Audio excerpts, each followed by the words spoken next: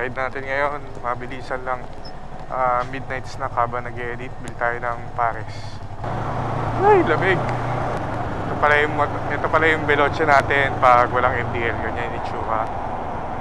Pag meron, ito siya, yung low. Ito yung high. Pero low, ano muna, hindi mo na kailangan kasi short ride lang tayo.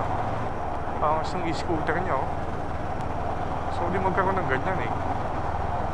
Buti pa to, naka full gear. May helmet, may ilaw. Di ba? Kitang-kita mo. Tulad ng mga iba. Uy, may ginagawa.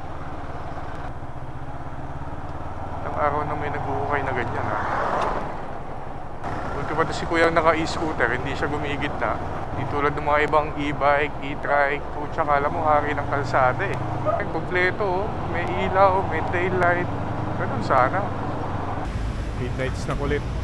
Saktong-sakto tong Paris. Ito pala yung presyo niya. After Paris, ito naman yung take-out ko para sulit. Yan o. Mart Burger. Take-out to burger yung Mart Burger cheese.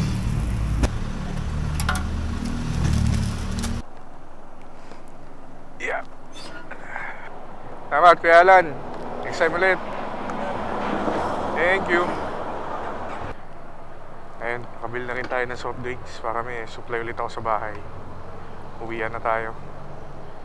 Nakapag-Paris na rin, tapos meriendang burger machine na take-out ko na rin. Woohoo! Sarap pagmotor! Yes sir! Daming ako. Time check nga pala natin at alas 3 na ng madaling araw. Ngayon, en route tayo, pauwi. Pangit lumikod sa truck. Grabe yung mga talsik. Mga talsik ng bato, masakit. Eh no? Tama tayo.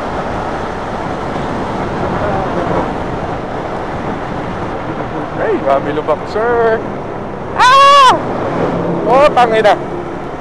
Kawain dala ko soft drink sa likod. Pasensya. Huwag ka sanang sumabog.